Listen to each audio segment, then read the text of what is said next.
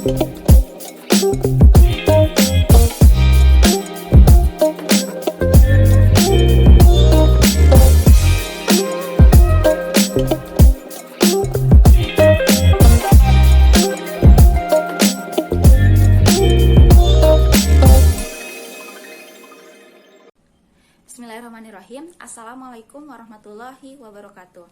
Perkenalkan, saya Kamila Az-Zahra dari Prodi Pendidikan Agama Islam Fakultas Tarbiyah dan Keguruan Universitas Islam Bandung. Alhamdulillah saya diberi kesempatan untuk mempresentasikan hasil penelitian skripsi saya yang berjudul Nilai-nilai pendidikan akhlak dari kisah Nabi Yusuf dan implikasinya dalam pendidikan keluarga. Penelitian dari Quran Surat Yusuf ayat 8-10. Pertama-tama, pendidikan akhlak merupakan landasan atau dasar untuk membentuk kepribadian seseorang yang secara tidak langsung menentukan keadaan wataknya. Ketika keadaan atau sifat seseorang itu dalam keadaan baik, maka karakternya pun akan menjadi baik. Sebaliknya, jika keadaan individu atau seseorang menjadi dalam keadaan buruk, maka karakternya pun akan menjadi buruk. Hal ini menjadi peranan penting bagi orang tua kepada anak di dalam keluarga. Keluarga menjadi bagian pertama dan utama yang memiliki peran aktif dalam memberikan pendidikan yang akan berdampak pada masa depan, salah satunya dalam memberikan pendidikan agama dan menanamkan nilai-nilai akhlak pada anak.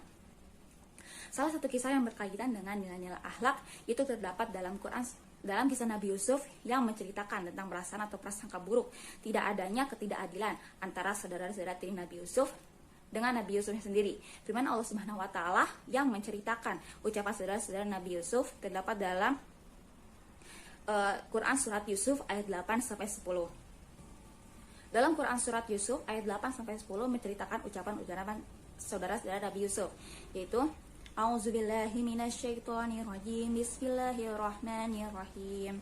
Idza qalu la Yusufu wa akhuhu ahabbu ila abina minna wa nahnu usbah inna abana lafi dhalalin mubin. Yaitu ketika mereka berkata, sesungguhnya Nabi Yusuf dan saudara-saudara kandungnya itu Bunyamin lebih dicintai oleh ayah kita daripada kita sendiri. Padahal kita ini adalah satu golongan yang kuat. Sesungguhnya ayah kita yaitu adalah Nabi Yakub itu adalah dalam kekeliruan yang nyata.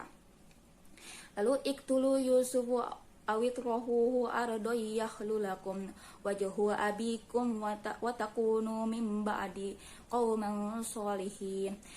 Bunuhlah Nabi Yusuf atau buanglah dia ke suatu daerah yang tidak dikenal, supaya perhatian ayahmu ini hanya tertumpah kepada saudara-saudaranya, dan sudah melakukannya kamu menjadi orang-orang yang baik.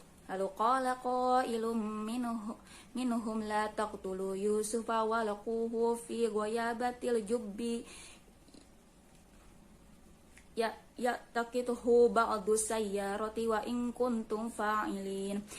Dan seorang di antara mereka berkata, janganlah kamu membunuh Nabi Yusuf, tapi masukkanlah dia ke dasar sumur.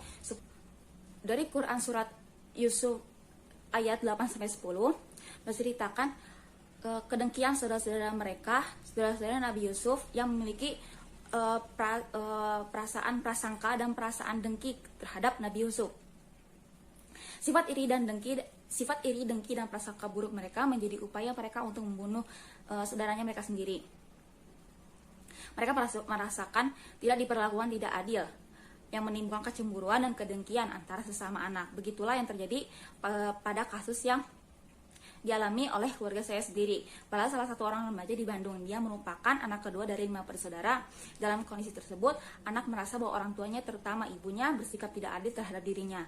Dia menilai bahwa ibunya bersikap tidak adil terhadap dirinya. Dia menilai bahwa ibunya lebih menyayangi dan perhatian kepada saudara-saudara lainnya, kecuali remaja ini, sehingga anak akan berprasangka buruk kepada ibunya dan iri kepada saudara-saudara lainnya.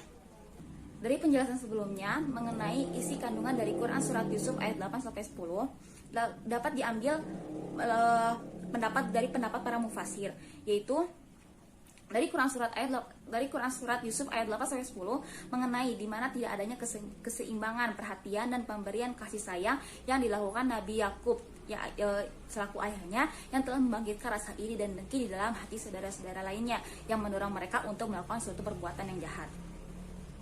Dari pendapat para mufasir ini lalu diambil esensinya, yaitu Nabi Yakub menyadari bahwa Nabi Yusuf memiliki keistimewaan dan kelebihan yang yaitu dapat mentakwilkan mimpi yang tidak dimiliki saudara-saudara lainnya.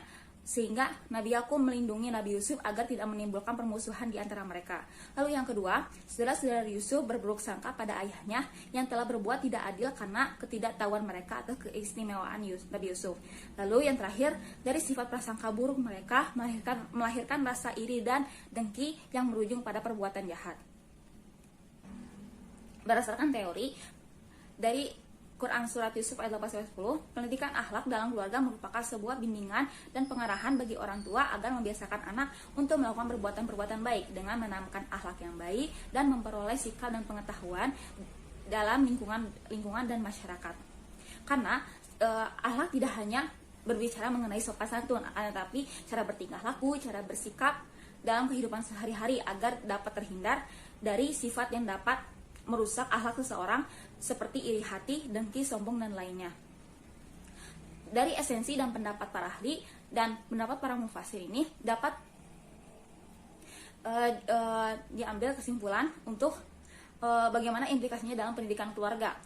Itu yang pertama, sebagai orang tua hendaknya memberikan perlakuan yang secara adil sesuai dengan karakteristik anak, karena setiap karakteristik anak itu atau sifat anak itu berbeda-beda.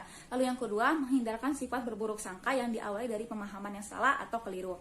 Lalu yang ketiga, larangan setiap muslim untuk memelihara sifat iri dan dengki yang akan melahirkan sebuah kejahatan.